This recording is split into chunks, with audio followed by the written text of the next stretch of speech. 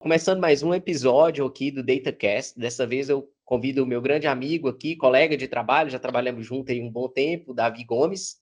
Davi é engenheiro de dados, né?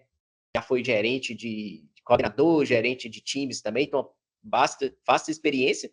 E aqui eu estou convidando o Davi para falar um pouco da trajetória profissional dele na área de engenharia e também para falar sobre case, a gente vai falar de pipelines, vai falar de Modern Data Stack, Open Source, etc. Vai ser um papo bem bacana. Primeiramente, Davi, obrigado aí pelo seu tempo, cara, pela disponibilidade, pelo interesse de participar aqui do DataCast, né?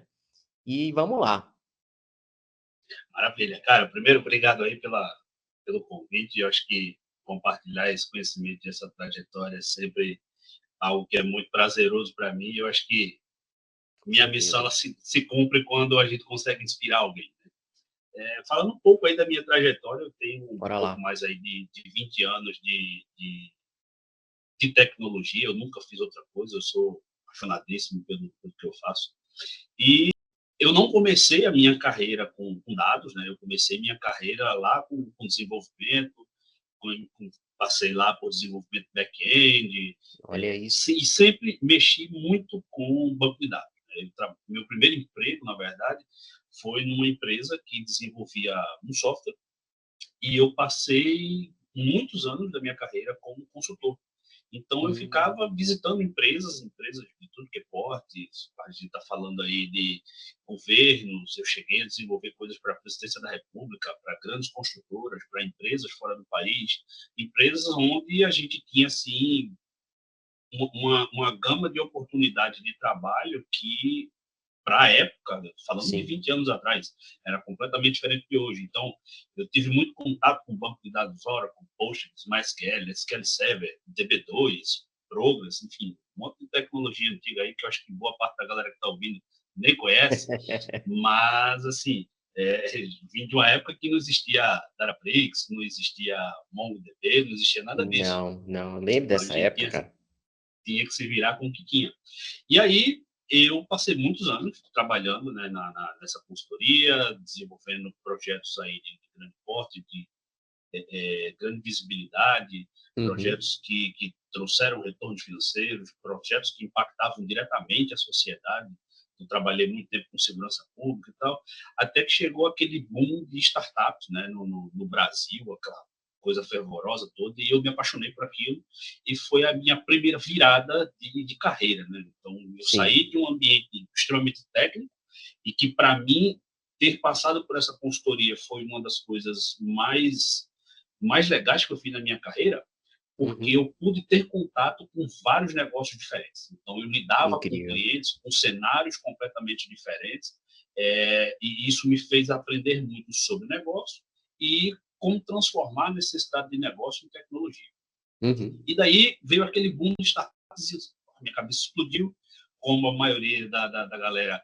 Também tive minha startup, também quebrei, Legal. mas assim, toda a experiência é válida. Sim. E nesse mercado de startup eu comecei trabalhando e desenvolvendo software para startup. Foi quando eu comecei a ter contato com a parte de dados em si, dados como a gente fala hoje. Ô, Davi, deixa eu fazer uma pergunta antes, pensando em linha do tempo. Quando você saiu Tá? da consultoria, o seu foco na consultoria era trabalhar como dev ou era DBA, mais DBA? Não, eu era 100% dev, eu não Dev. tinha, eu não era DBA, só que as ferramentas que a gente trabalhava, que a gente desenvolvia, eram sempre conectadas com o banco de dados. Então, Boa. invariavelmente, eu tinha contato com o banco de dados, eu precisava mexer. Às vezes, eu chegava em empresas mais estruturadas e tinha todo um time de DBA, aquela coisa toda, mas não é a realidade de todas as empresas. Então, Boa, às boa. vezes, tem só o cara ali que cuida do servidor lá e vamos em frente. Então, assim, Entendi. muitas vezes eu tinha que desenvolver, eu tinha que modelar o banco de dados, eu tinha que construir tudo e entregar para a homologação. Então, Perfeito. essa bagagem eu fui acumulando ao longo do tempo. Né? Então, quando chegou nesse momento de startup, a minha cabeça para negócio ela estava muito mais aberta, porque eu conseguia entender bem de negócio e transformar requisitos de negócio em tecnologia. E foi onde começou uma outra jornada da minha vida, que foi onde eu me apaixonei por fazer, buscar formas mais fáceis de fazer as coisas. Então, eu estou sempre olhando ferramenta nova, testando tecnologia nova. Eu vi um post seu essa semana que aquilo ali foi um bom resumo do que eu estou falando aqui, é que sempre existe um momento de inovar. Tudo que a gente constrói, uma hora a gente precisa inovar, uma hora a gente precisa mudar. Sim. E todo dia sai tecnologia nova que faz alguma coisa melhor do que a outra fazia. E aí cabe a gente que está nessa frente de negócio, que está nesse desenvolvimento, buscar outras ferramentas para evoluir.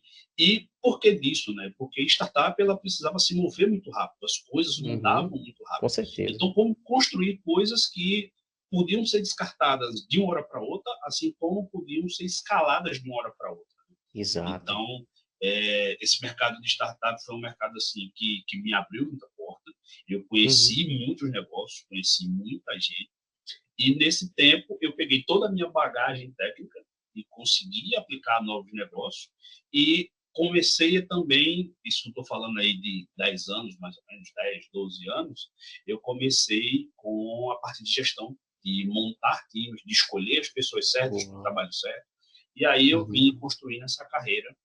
Nos últimos 5 anos, eu me voltei mais tecnicamente para a área de dados em si. Ainda desenvolvo, ainda tenho o meu background de desenvolvimento, mas eu me voltei para essa área de dados. Aproveitei o meu backlog, ali, meu back-end, todo o meu conhecimento com back-end, e fui para a área de engenharia.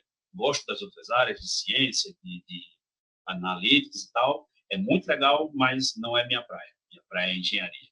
Engenharia. Onde eu me sinto confortável. Pô, cara, é muito legal. Eu acho interessante você ter comentado desse histórico profissional. Começou na parte de dev, trabalhando em bancos de dados e teve. Eu acho que sempre falo que consultoria é como se fosse uma escola, né, Davi? Porque a consultoria ela tem a característica de você lidar com mercados diferentes, negócios diferentes e uma velocidade diferente de negócio, né, cara? Você tem que muitas vezes a consultoria entra para ser um braço veloz ali na maioria das empresas e acaba que essa velocidade a gente herda ela e tem que atender com muita velocidade. Então foi interessante você comentar desse background, assim, que isso forma o profissional hoje, assim, né? A gente fala para a turma que está começando agora, né, cara? Quanto mais experiência você tiver, seja ela em qual for a área, seja na área de dev, na área de, sei lá, requisito, na área de, enfim, análise de dados, SQL, tudo. Enfim, tudo na tecnologia de alguma forma se relaciona, na área de infra, na área de rede. Ó, por exemplo, eu lembro da gente trabalhando juntos, né? E, tipo, às vezes eu tinha um problema ali no específico para atender na área de dados, mas que aquele know-how que você tem de trabalhar com infraestrutura, com rede, te dá um estalo para você resolver um problema que está aqui inerente na área de dados, né? Então as coisas se relacionam. Então, muito bacana ver esse histórico seu, e isso que compõe o profissional mesmo, o profissional sênior, né? Aquele profissional que tem muita experiência. Eu E, indico assim para todo mundo e para quem estiver ouvindo a gente aí. Às vezes eu conversando com algumas pessoas, as pessoas meio que têm uma certa aversão à consultoria. Ah, eu quero ficar só programando no meu cantinho ali. Cara, isso é a pior coisa que você pode fazer para sua carreira. Se você tiver uma oportunidade em consultoria, entra de cabeça, cara. Isso vai te trazer uma visão de negócio, uma visão de mundo que você ficar ali, não sei quanto tempo, você pode ser o melhor dev Python do mundo, cara, mas se você sim. só fizer aquilo, você vai ser extremamente bom naquilo. E é só naquele mundinho ali. Então, principalmente para quem está começando, cara, experimenta mercados, experimenta outras frentes de negócio. Cara, trabalhando numa fintech, meu irmão, procura outra coisa em outra área, vai para outra área, e se for consultoria, é melhor ainda, porque essa flexibilização ela é mais fácil. Trabalhar em software house que pega projetos de todas as áreas, isso é a melhor coisa que você pode fazer para quem está começando, para você desenvolver soft skills. Sim. O técnico, hoje é fácil desenvolver o técnico. Antigamente, na nossa época, a gente tinha que correr atrás de livros, não tinha tanta coisa na internet. Hoje em dia é fácil desenvolver o técnico. Mas o soft skill, cara, é só lá na frente de batalha. Isso é fato. Exato. Falou tudo, Davi, eu concordo plenamente, cara. Eu acho que, dando um paralelo ao que você comentou, né? Na nossa época, né? Lá nos primórdios, vamos dizer assim, na nossa época ali, a gente não tinha, por exemplo, cursos online, tantos cursos, eram pouquíssimos, né, cara? E, tipo, internet era muito ruim, então. Então, a gente tinha que comprar livro, ler, aprender a partir de livros. Hoje a gente tem eu falo que é um benefício, assim, né? A gente tem a internet, na evolução que está hoje, para a gente aprender muito mais rápido, né? Então, E acho que conteúdos de qualidade. Hoje a gente tem conteúdos conteúdo de muito qualidade. bons, de Com graça, no certeza. YouTube. Com Então, certeza, é assim, verdade. era algo que a gente não tinha, documentação técnica de uma linguagem, uma tecnologia, nossa, era um negócio terrível. Hoje em dia, Exato. não. Hoje em dia, você chega ali num chat GPT, no Gemini ali, e pergunta alguma coisa, pede uma explicação de alguma coisa, e a coisa é mastigada. Então, É, assim, aprender o técnico hoje tá fácil. isso, é verdade. Tá? A palavra é essa. Dando um zoom mais aí nesses últimos 5 anos, onde você atuou focado em dados, seja na parte, seja como especialista, seja como gestor, Davi, o que virou a chave ali para você falar assim, cara, eu quero cada vez mais mergulhar na engenharia de dados? Qual foi o projeto ou qual foi a experiência que você teve que te veio esse sentimento assim? Legal. Assim como lá atrás, hoje ainda acontece a mesma coisa. Toda empresa tem aquele projetinho ali, tem aquela coisa que está engavetada, tem aquela coisa que a gente não consegue priorizar porque o time está atolado, porque o time está sobrecarregado, e sempre tem alguma coisa ali que precisa ser feita. Né? Então, como eu falei, eu sou um cara que sou apaixonado por procurar novas ferramentas, por aprender novas coisas e testar muita coisa. Eu gosto de testar muita coisa e ver como aquilo ali pode resolver um problema. E aí conectar as coisas, né? Na nossa experiência, teve um Sim. colaborador teu que veio conversar comigo, cara, como é que tu consegue pegar uma ferramenta do nada e fazer a coisa funcionar? Cara, não é do nada. Eu vi estudando isso. Então, assim, a minha virada para engenharia de dados, ela se deu justamente por conta disso. Muita gente querendo, eu quero dados, eu quero dashboards, eu quero inteligência artificial, e eu tenho um monte de coisa aqui, eu não sei como fazer isso funcionar. Então, eu tenho certeza que muita gente que está ouvindo a gente agora, com certeza tem aquele projetinho que está ali engavetado, tem aquela coisa de que, pô, se você destravasse aquilo ali, podia entregar um valor para o negócio. Né?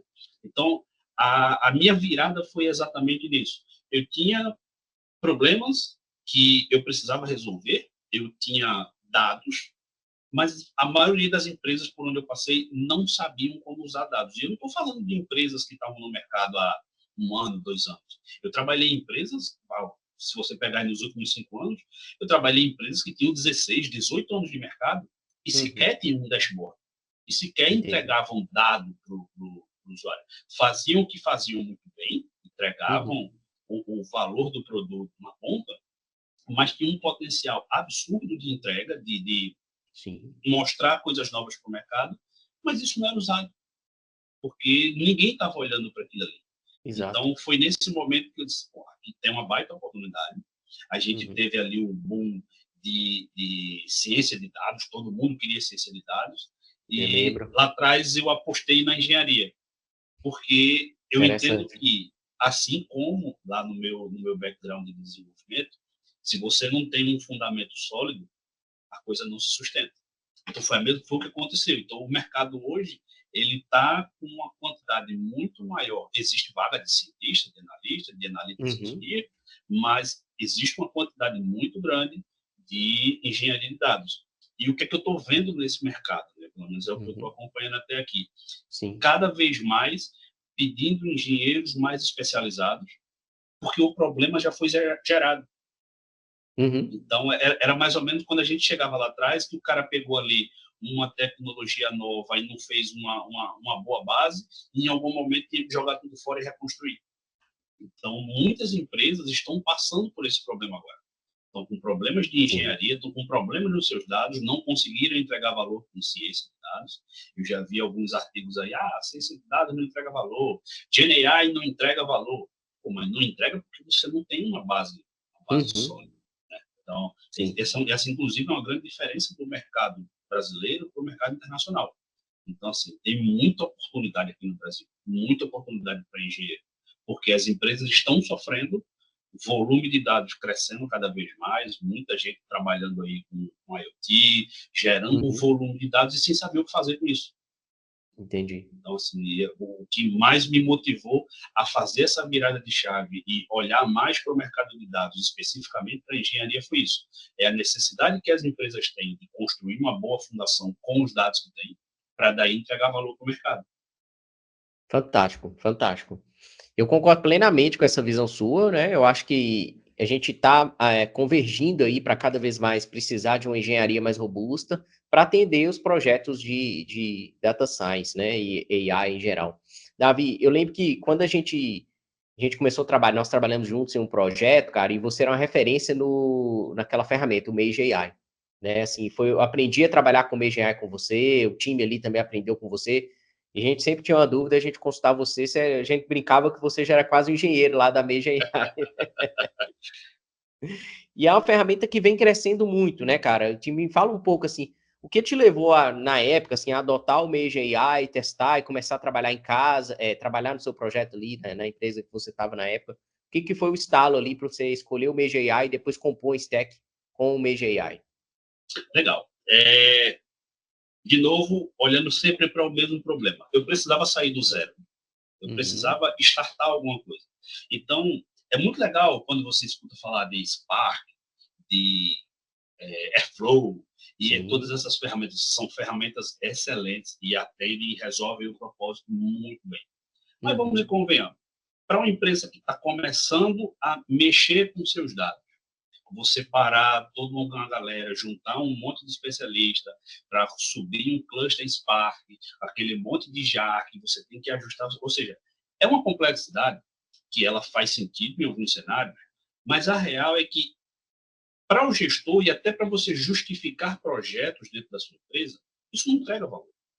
Ah, uhum, porque eu sou o cara que sei configurar um cluster Spark da melhor forma possível. Massa, mas sim, não entrega resultado. sim. Então, nessa época, por que o Mage AI? Né? Eu comecei a estudar bastante sobre Modern Data Stack. E aí se falava muito de... Eu fiz até um curso na Stack Academy, falava sobre Airflow, Airbyte. Isso, Uhum, pô, massa. Só que isso aqui resolve em partes do problema. uhum, É fácil, dá para você rodar em container e tal, mas comecei a olhar para outras ferramentas do mercado e sim. acabei encontrando o Mage. E por que eu gostei tanto do Mage? Né?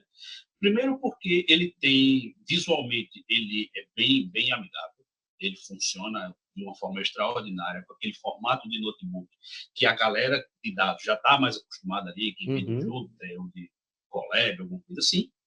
E o principal, que foi o que mais me chamou a atenção, é que é fácil você sair do zero. exato. Eu não preciso me preocupar com versão de biblioteca, se é o Psycom ou o SQL Alchemy, se é o Boto 3 na versão. Eu não preciso me preocupar com isso. Oh, eu preciso Uhum, ler um arquivo que está no storage, eu configuro duas variáveis e acessei o arquivo. Ele exato. me dá o arquivo ali no data frame. Cara, eu não tenho tanta experiência com Python, minha parada mais é SQL. Eu consigo facilmente ter Uhum, um blocozinho do notebook em Python e o segundo em SQL. Isso foi o que mais sim. me chamou a atenção. Por quê? Porque a curva para eu sair do zero com um time que era a minha realidade, era um time inexperiente, Uhum, era mais rápido. Então, eu tinha um time que tinha conhecimento de SQL, tinha um time que tinha conhecimento de Python, mas para construir um cluster Spark e fazer toda aquela coisa interessante. toda, eu não tinha isso. Então, Uhum, o Mage ele me conquistou e eu tenho indicado cada vez mais para as pessoas, resolve todos os problemas? Claro que não, nenhuma ferramenta sim, resolve todos os problemas. exato. Mas ela resolve, vou dizer que a grande maioria dos problemas da maioria das empresas, que é sair do zero. Então, assim, o Mage ele vem como uma excelente alternativa, principalmente para quem está em consultoria. Quer fazer uma POC rápida, quer mostrar um valor ali, uma coisa super rápida, meu irmão, o Mage ele vai te ajudar. Você Exato. está na sua empresa, pô, tem aquele projetinho ali que, se fizesse, ia destravar algo, mas que ele não é tão prioritário como outras coisas. O Mage ele vai te ajudar. Você precisa ler de um banco de dados. E qual é a vantagem dele? É que você consegue fazer tudo nele. Você consegue fazer orquestração, você consegue fazer gestão, você consegue fazer transformação. Recentemente eu trabalhei num projeto em que Uhum, acho que foi o projeto que eu mais misturei coisa. Por quê? Porque o meu cliente ele tinha conhecimento em várias coisas separadas, mas não conseguia orquestrar tudo. Então o entendi. Mage ele me ajudou bastante nisso. Então, eu estou indicando para muita gente. Precisa começar, precisa sair do zero, quer fazer uma POC de pegar dados de 2, 3 fontes, juntar num canto só, seja no Lakehouse, no Data Warehouse, ele vai te ajudar. Interessante, cara. Essa visão da simplicidade, ao mesmo tempo, não só a simplicidade, mas a visão de quão completa é a ferramenta para ela te entregar algumas coisas pré-prontas, vamos dizer assim, né?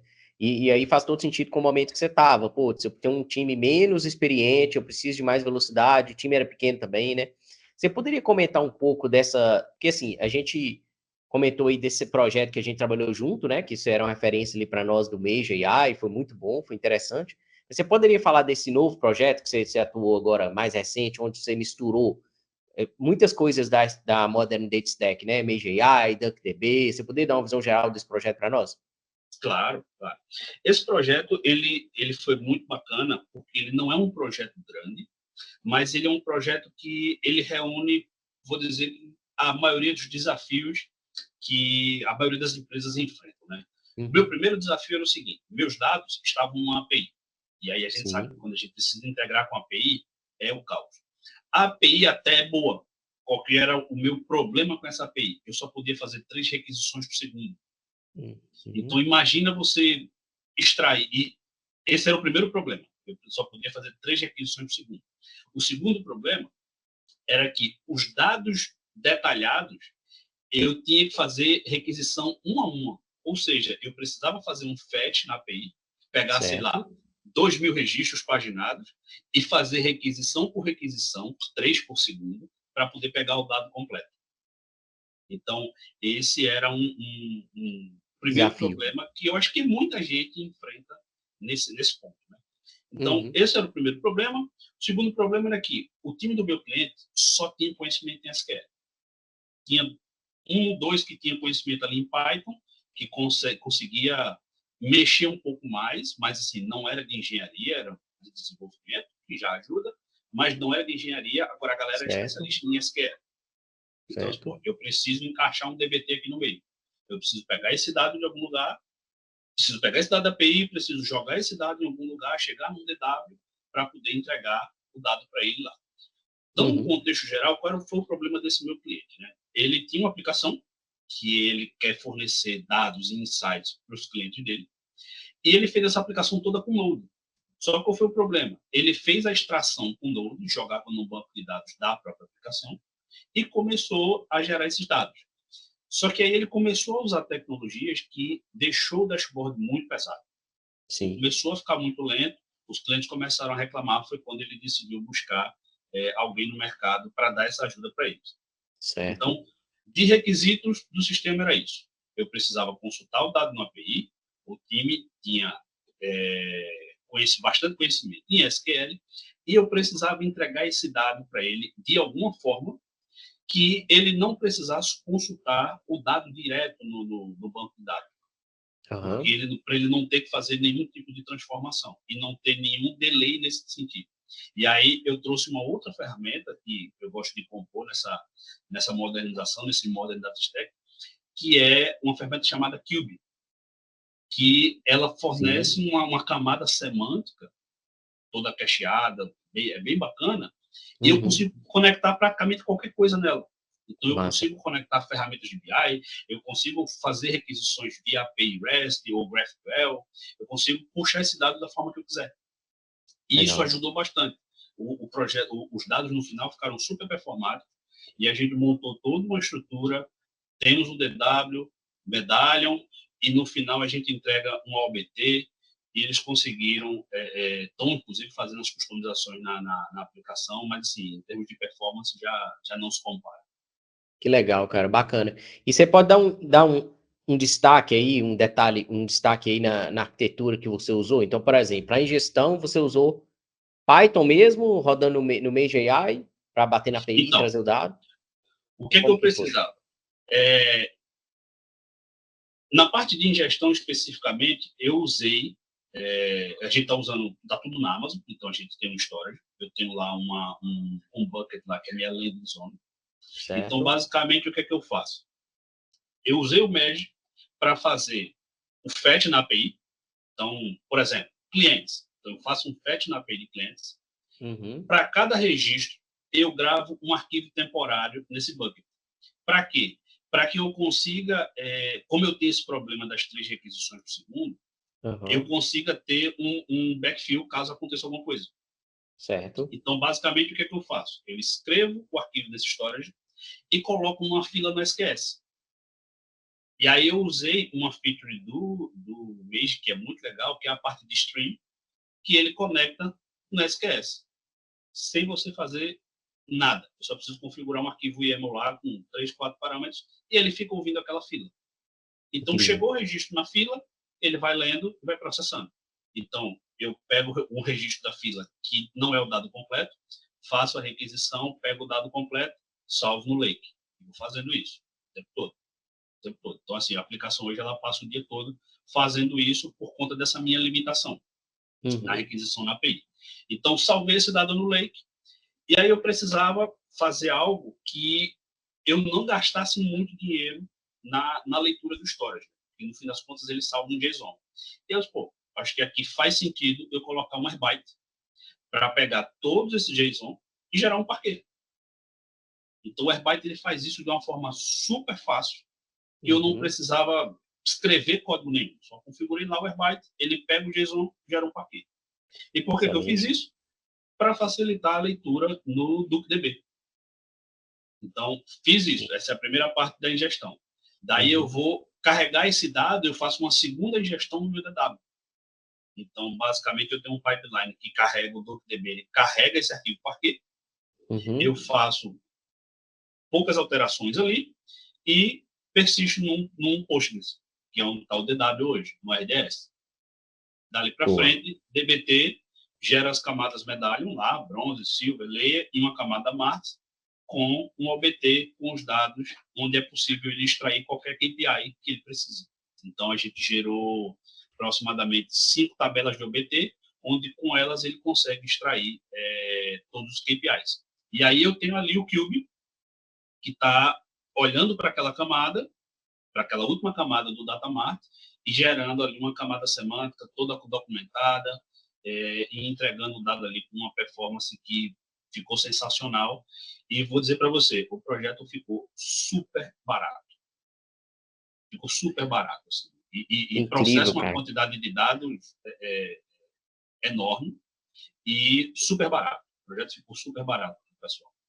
Cara, Então, assim, incrível. Muito bom. E me fala uma coisa, Davi, qual que foi o racional para você pensar no Airbyte ali? Porque, assim, você poderia também ter um pipeline dentro do Mage AI que lê esses dados em JSON, processa e escreve em Parquet. Por que você decidiu apontar, colocar o Airbyte para fazer esse trabalho?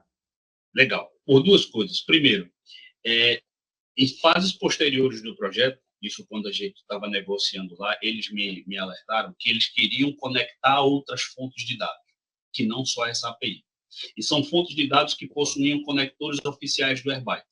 E o Airbyte ele faz isso de uma forma espetacular.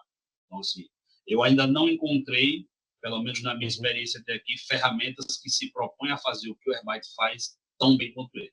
Eu sei que existem outras ferramentas, Sim. mas até então, assim, o Airbyte ele faz isso de uma forma sensacional. E a segunda coisa é que é o seguinte, o scan que o Airbyte faz no storage é diferente, por exemplo, do que eu teria que fazer com o Mage para listar os arquivos e pegar só o que eu quero. O Uhum. Airbyte, ele consegue me dar somente os arquivos mais recentes. Se eu fosse fazer isso no Mage, usando o Ubuntu 3, por exemplo, eu ia ter que fazer um scan no bucket para pegar os metadados dos arquivos, para saber quando foi alterado, para poder filtrar. Então, o Airbyte Fantástico. ele já faz isso para mim de uma forma muito simples. Então, hoje, do jeito que está lá, a gente está pegando todos os arquivos e gerando o parquet, mas eu consigo mexer de uma forma muito simples no Airbyte para ele só pegar Uhum. dados, sei lá, D-1, e aí eu consigo processar uma quantidade infinitamente menor de arquivos. E um outro ponto também, que é uma coisa muito bacana do Airbyte, ele já gera, ele permite, né, na verdade, que você gere, por exemplo, arquivos Parquet em blocos de 128. Incrível. 128 para quê? Para que lá na frente eu consiga usar um PySpark completamente otimizado ali e, por exemplo, usar ciência de dados ou alguma outra coisa nesse sentido. Fantástico, fantástico. Então, basicamente foi isso. Assim, só um adendo aí também, é que nesse JSON que a gente puxa lá na API, ele vem uma quantidade absurda de informação. Mas nem toda a informação que a gente está ali a gente usa. Então, de toda forma, os arquivos eles ficam salvos no storage, se eu precisar reprocessar, estão lá, mas eu consigo fazer essa extração e implementar isso. Pô, cara, animal, assim, muito bom. Essa visão que você trouxe do Airbyte, que é uma pergunta que muita gente faz, né? Tipo assim, por que eu vou usar o Airbyte versus fazer um código Python meu que vai no API e puxa o dado, né? Então, você trouxe vários pontos aí importantíssimos que a ferramenta entra como um diferencial, né? Para quando a gente precisa do dado incremental, como a gente precisa escrever de uma forma mais otimizada o parquet, tudo isso, se você for fazer por conta própria, você vai ter muito mais trabalho e as chances são que você talvez não faça da melhor forma, né? O Airbyte, para isso, ele já faz o incremental, o full refresh do jeito que você quiser, ele já coloca os próprios metadados de controle. Então, assim, ele já abstrai um monte de coisa para mim. E aqui vai um adendo aqui, até inclusive na experiência que a gente teve junto Sim. com o Airbyte, que muita gente com quem eu já conversei, não sabe que o Airbyte ele tem uma API que é fantástica. Muita gente se limita ao que está no conector ali. UI, Mas o que né? você consegue fazer com a API do Airbyte para trocar parâmetro, para incrementar a tua extração de dado ali, é absurda. Então, uma coisa que eu digo para todo mundo, quem quiser usar Airbyte ou tiver com aquela coisa, mas porque o conector não faz tal coisa, dá uma olhada na API do Airbyte. Dá uma olhada na API, porque tem muita coisa bacana ali. Você vai ter ideia de como você deixar determinados componentes dinâmicos, que era o meu problema. Uma coisa, por exemplo, até para a gente fechar esse ponto aqui, eu tinha uma dificuldade com o Airbyte, que era o seguinte: eu precisava fazer requisições no API, então isso ele faz super tranquilo, só que qual era o problema? Para cada conta que eu tinha que trocar o token. Sim. Então eu tinha a opção, ou eu criava um conector, uma conexão lá para cada cliente, ou eu não usava o Airbyte.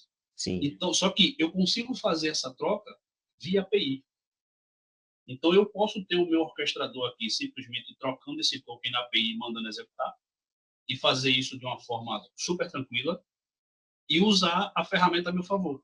Exato. Então, assim, daria para fazer no mês? Daria. Daria para fazer com o Spark? Daria. Mas se eu tenho uma ferramenta que já faz isso super bem, não tem por que não usar. Então, assim, o Airbyte, ele faz a forma que ele faz paginação, a forma, o retry dele, ele consegue continuar exatamente de onde ele parou. Então, assim, é fantástico. Fantástico. Tem uma inteligência ali nos conectores e uma performance que não é normal, assim, para a gente desenvolver, né? Por exemplo, eu vi recentemente que os caras atualizaram os conectores do Airbyte para a versão, para a linguagem Go. Isso trouxe muito mais performance para ele, né?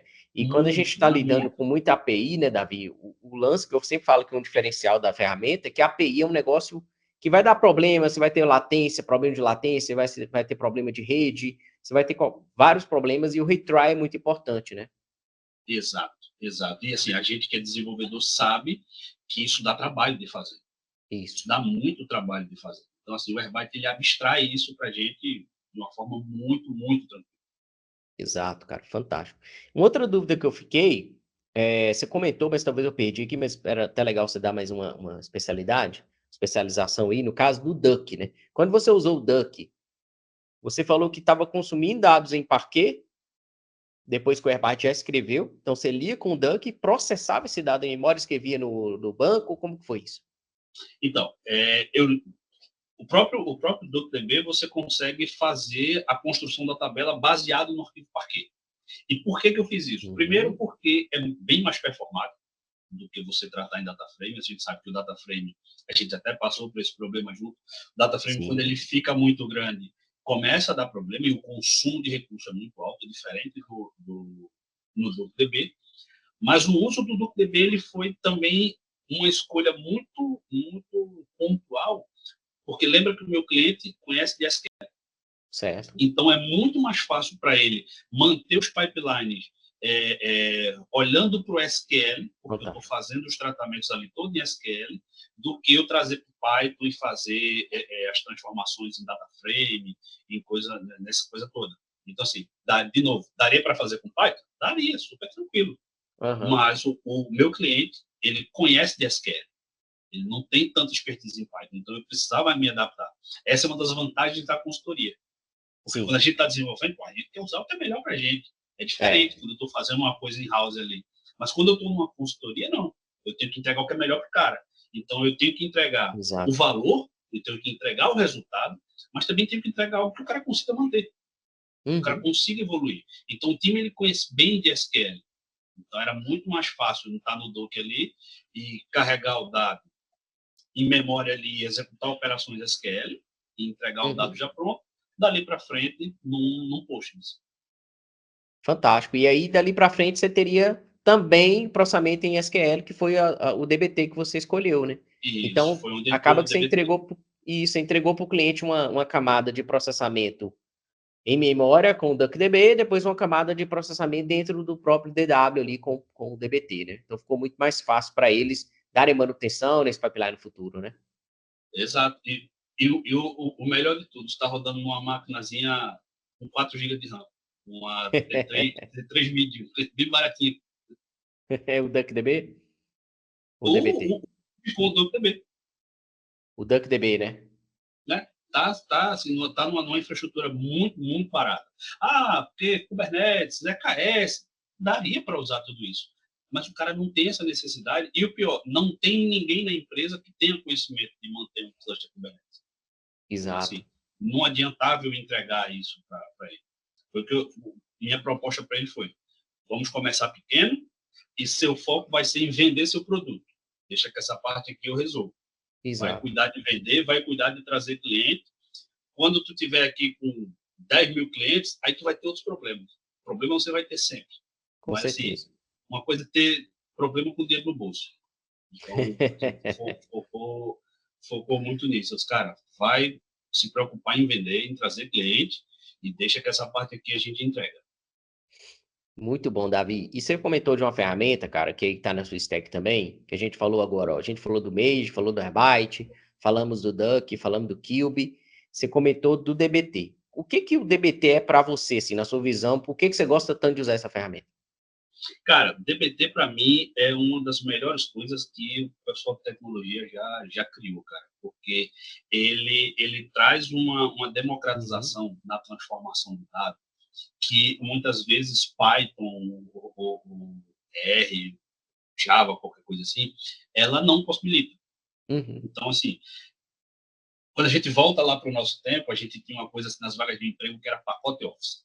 E É, aí, depois de um tempo, o pacote Office é a mesma coisa que você não saber português. Então, todo mundo tem que saber exato, pacote Office. E exato. aí, o ponto é que a coisa vem crescendo numa velocidade que hoje em dia a gente vê muita galera de administrativo, de operacional, que sabe mexer, por exemplo, com Power BI. Uhum. Inerentemente, o cara vai aprender alguma coisa de SQL. O cara vai saber alguma coisa de SQL ali. Então, Show. aprender o SQL depois que você já está nesse meio é muito mais rápido. Uhum. Então, o DBT ele é uma ferramenta que ele traz essa democratização para as pessoas, para quem não necessariamente é desenvolvedor. O cara só precisa saber de SQL. Claro, tem um Jinja, tem um monte de hacks ali Uhum. que você pode usar, mas, de novo, para você sair do zero, nossa, ele resolve demais. Você coloca uma declaraçãozinha lá dizendo que quer materializar como uma tabela ou como uma view, escreveu o seu select e já era. Resolveu o Exato. problema. Você entrega valor. Ah, é, acontece demais. A gente trabalha com consultoria. O cara lá na ponta, pô, preciso de um campo novo, ou preciso Uhum. multiplicar esse campo pelo outro. Pô, vai lá e altera o SQL, cara. Não precisa parar um time de desenvolvimento para aquilo. Então, Exato. você democratiza essa parte da engenharia. Então, a gente Concordo. que é engenheiro se preocupa mais em, pô, vou trazer o dado e garantir que o dado vai estar aqui certinho, com qualidade. Daqui para frente, cara, você pode mexer como você quiser. Então, assim, Incrível. o DBT é algo também, assim, sempre que eu posso, eu também estou investindo e sugerindo que a turma use. Hoje, até com o advento do Lake House, quando você coloca determinadas ferramentas ali na frente do Lake House, é possível usar o Uhum. DBT. Então, quando você coloca ali um Dremio, coloca ali um Trino, ou algum engine ali na frente, você usa DBT de forma transparente e continua com toda a infraestrutura do Lakehouse.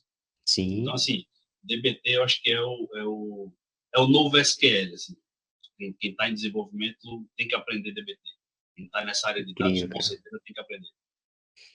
Bom, bacana, bacana demais. Eu também gosto muito dessa tecnologia, eu falo bastante, eu gosto muito do DBT, e eu achei interessante demais esse ponto que você comentou da questão da democracia. Até pelo fato de você vai entregar esse pipeline para as pessoas que sabem bem SQL, e provavelmente elas não vão ter problema em lidar com as transformações, com as tabelas que você gerou ali. Último ponto, você comentou sobre as OTBs, né? OBT. OBT, OBT. os One Big Table, certo? Isso, OBT. E qual que foi, cara? Como que foi modelar essas tabelas aí, essas One Big Tables usando o DBT? Como que foi isso?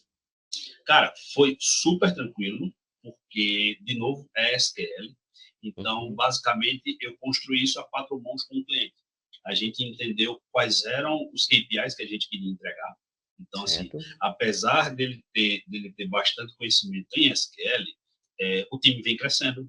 Ainda é um time pequeno, é um time com não tanta experiência.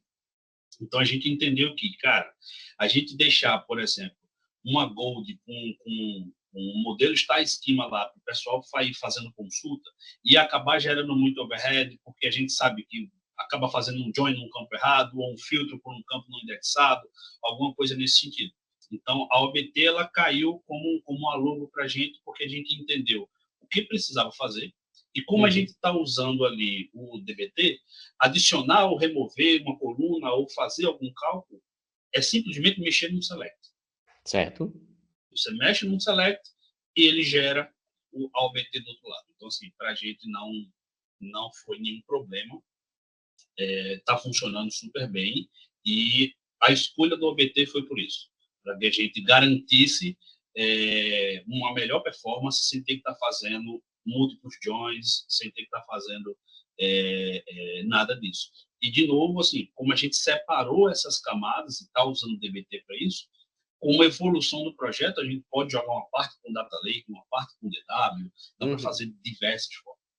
Então, não quero ficar consumindo dados direto no Data Lake. Você pode botar o medalhon no Data Lake e deixar só o BT no DW. Enfim, dá para Uhum. fazer de um monte de formas diferentes. Interessante, muito bom. Então foi mais olhando, pensando no projeto, pensando nas pessoas, na expertise do cliente, porque assim, Isso. no fim do dia você tá entregando uma plataforma de dados que vai ser composta ali, talvez, por uma aplicação, né? Que consome dado, entrega e vende essa informação, né? Então Isso, isso. você tinha que ter uma coisa heterogênea ali, né? Para integrar com o que os caras já têm hoje, né? Exato, assim, a gente precisava fazer algo muito rápido, porque diferente de projetos in-house que eu já passei, não se estava conectando ali um Power BI, não estava conectando ali um Loop. Muito pelo Uhum. contrário, está fazendo uma ferramenta completamente personalizada, desenvolvimento hardcode lá, uma ferramenta completamente personalizada para consumir esse dado. Incrível. Então, por isso que a gente se preocupou em entregar esse dado de uma forma fácil, uma camada semântica que fosse fácil de ser utilizada. O pessoal ficou louco quando viu aquilo. Que legal, cara. Bacana. Muito bom, Davi. Excelente, cara. Bom, nós estamos chegando aqui ao fim já, Davi. Passou rápido, hein? Essa conversa Nossa, aqui. Não é consegui nem bom falar fazer do que a todas as gente gosta. perguntas porque eu empolguei aqui. Acho que achei melhor a gente. Eu ia te perguntando em cima do que você falou, que eu acho que vai gerar muito mais valor para a turma que está ouvindo, enfim, para o podcast aqui em Sim, geral, tá, cara? Obrigado aí mais uma vez. eu que agradeço, cara. Assim, acho que falar do que a gente gosta é sempre prazeroso. E estou aí aberto. Quem quiser perguntar, quiser tirar dúvida, pode me procurar aí que a gente ajuda. Estou aqui para Pô, ajudar. excelente, cara. Fantástico. Eu acho que esse assunto, Davi, que assim, o título desse podcast ficou assim, ó, Simplificando a Engenharia de Dados com AI e DuckDB, né? Então, quem está ouvindo aqui no Spotify vai conseguir, se quiser ver esse vídeo e acompanhar as descrições ali no YouTube, né? Se não, a gente, enfim, quem está vendo no YouTube também pode ver que eu vou colocar na descrição aqui do conteúdo, tá, gente? Desse vídeo, né? Ou na descrição do Spotify, independente de onde você esteja acompanhando esse conteúdo. Eu vou colocar o link aqui do LinkedIn do Davi, para quem quiser conversar com o Davi, às vezes está com stack parecida. A Modern Data Stack, né, Davi? Essa ideia de usar MGI, DBT, Duck, Airbyte, etc. São soluções, são ferramentas, produtos que são muito em voga no mundo, no Brasil e no mundo. Então, é bem provável que alguém que está ouvindo isso aqui vai falar, cara, lá na minha empresa eu tenho um projeto parecido, eu tenho um desafio muito parecido, eu queria trocar uma ideia com o Davi. Então, Davi, obrigado aí mais uma vez, só de você estar aqui gerando esse conteúdo aqui, cara, e passando sua experiência para mim, assim, putz, não tem preço, tá? Eu vou colocar o link aqui, gente, quem quiser entrar em contato com o Davi, só marcar um papo ali, mandar mensagem para ele no LinkedIn, né? E Com conversa certeza. com ele aí. Eu vou também publicar esse podcast aqui no LinkedIn. E, bom, é isso aí. Valeu mais uma vez. Brigadão. Cara, Rodrigo, obrigado aí pela oportunidade. Eu acho que a gente passou aí bastante coisa. Se Sim. deixar, esse episódio teria umas 5 horas fácil. Mas, assim, Com sempre um certeza. prazer enorme falar contigo. E, cara, sempre que precisar, estou à disposição. Excelente, excelente, Davi. Obrigado aí pela participação. Eu vou encerrar aqui. Pessoal, em breve a gente tem mais episódios e a gente vai conversando aqui pela internet. Um abraço. Beleza, um abraço, pessoal.